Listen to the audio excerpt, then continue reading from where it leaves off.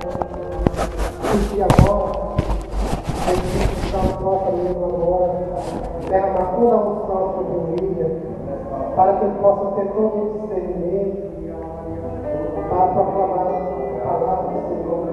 Espírito Santo, nós te pedimos agora, que eu possa vir profusão agora sobre o William, para que ele possa falar aquilo que o Senhor quer para cada um de nós nessa noite. Por isso, enche o William agora para a tua presença. Ave Maria, cheia de graça, o Senhor é convosco. Bendita sois vós entre as mulheres, bendito é o fruto do vosso ventre, Jesus. Amém.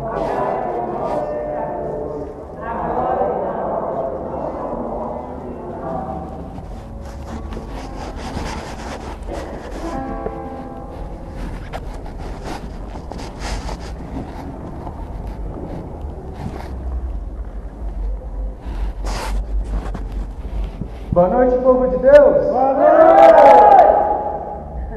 É uma alegria muito grande hoje chegarmos ao 9º dia da nossa novena de Pentecostes. E quem gostou da experiência, diga eu! Amém.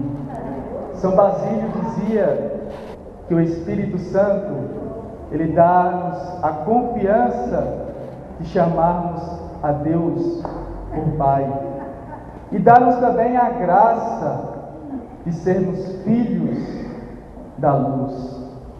O tema da pregação de hoje é capacitados para servir, e a palavra está lá em Isaías, capítulo 42, versículos do 1 ao 4. Isaías 42, versículos do 1 ao 4. Amém.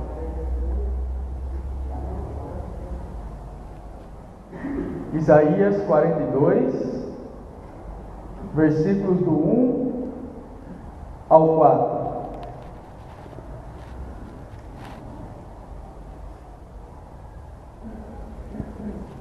A palavra diz: Eis o meu servo, dou-lhe o meu apoio, é o meu escolhido, alegria do meu coração.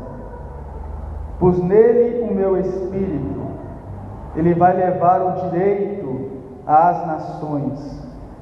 Não grita, não levanta a voz, lá fora ninguém escuta o que ele fala. Não quebra o caniço já machucado, não apaga o pavio já fraco de chama. Fielmente promoverá o que é de direito, sem amolecer e sem oprimir, até implantar o direito no país, e as ilhas distantes aguardarem sua lei. Palavra do Senhor. Graças a Deus. Eis o meu servo, dou-lhe o meu apoio. Meus irmãos, todos nós somos chamados a configurar-nos a Jesus Cristo. E conforme disse o Catecismo da Igreja Católica, Jesus se revelou como servo de Deus, totalmente obediente à vontade divina. Desse modo, quem quer ser discípulo de Jesus é preciso antes servir como Ele. Mas para esclarecer melhor esta afirmação, antes é necessário que nós possamos fazer uma distinção. Por quê?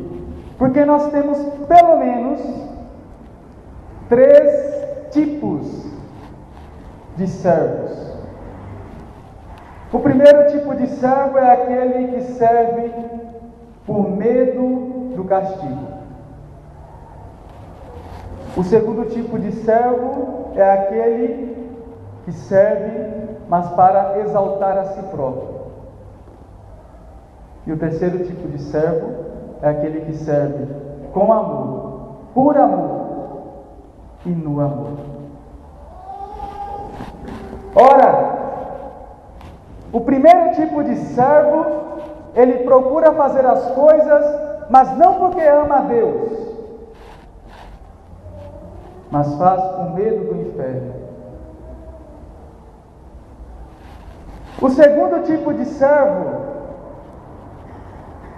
da mesma forma que o primeiro, também despreza a Deus. Por quê? Porque procura obedecer, mas para que Ele possa ser exaltado, Ele possa aparecer, que tudo possa girar em torno dele. E se brincar, Ele possa ser maior do que até o Senhor. O terceiro tipo de servo, diferentemente dos outros dois, ele procura, antes de mais, reconhecer a grandiosidade de Deus e procura fazer tudo por amor. E o seu maior medo é de ferir o coração de Deus, porque ele sabe que Deus é o seu primeiro amor. E é esse tipo de servo que Jesus pede para que seus discípulos possam ser. Contudo, somente é capaz de servir assim quem é capaz de amar. E para amar é preciso estar aberto à ação do Espírito Santo. Por quê? Porque é por meio do Espírito Santo que nós nos tornamos imitadores de nosso Senhor Jesus Cristo. E conforme afirmou São João Paulo II, é missão do Espírito Santo transformar também os discípulos em testemunhas de Cristo. Assim, a alegria que deve contagiar o cristão deve ser esta: deixar ser moldado pelo Espírito Santo, a fim de que possa ter um encontro pessoal com nosso Senhor Jesus Cristo. E todo aquele que tem um encontro pessoal com nosso Senhor Jesus Cristo não se fecha em si mesmo, mas procura comunicar a experiência que ele teve ao outro. E essa é a nossa missão. Esse é o nosso serviço. Levar ao outro esta verdade que liberta. Então, podemos afirmar que Deus confiou a cada um de nós a obra da evangelização. E Ele mesmo nos deu o exemplo a ser seguido. Ele assumiu a nossa condição e se tornou servo de todos. Conforme está escrito lá no Evangelho de São João, capítulo 13, versículo 14. Eu, que sou Senhor e Mestre, vos lavei os pés. Também vós, ide e laveis os pés uns dos outros. Então, quem quer ser rei, seja como Cristo, servindo. Mas aí nós podemos então perguntar: e quais são então as características do servo que faz, que obedece por amor, com amor e no amor. O servo de Deus, ele procura comunicar a graça que recebeu. E nós podemos averiguar isso no Evangelho de São Lucas, capítulo 1, versículo 39. Naqueles dias, Maria partiu apressadamente para uma região montanhosa, dirigindo-se à cidade de Judá. Entrou na casa de Isabel, na casa de Zacarias, e cumprimentou Isabel. Ora, Nossa Senhora, depois que recebeu o anúncio da boa nova, ela se colocou a caminho, com o objetivo de comunicar a graça que recebeu. Comentando este texto, Dom Josafá, o bispo da diocese de Barreiras, da Bahia, ele disse o seguinte: Maria soube administrar a graça que recebeu. Ela não fechou em si, mas antes deixou fluir. Tudo que passou por ela não se perdeu, mas aumentou, multiplicou. Isabel recebeu e comunicou a São João Batista. São João Batista, da mesma forma, recebeu e se tornou também um canal para os outros. Portanto, conforme nos exortou São Pedro, como bons administradores da multiforme graça de Deus, cada um coloque à disposição do outro o dom que recebeu. O servo de Deus deve amar o que faz.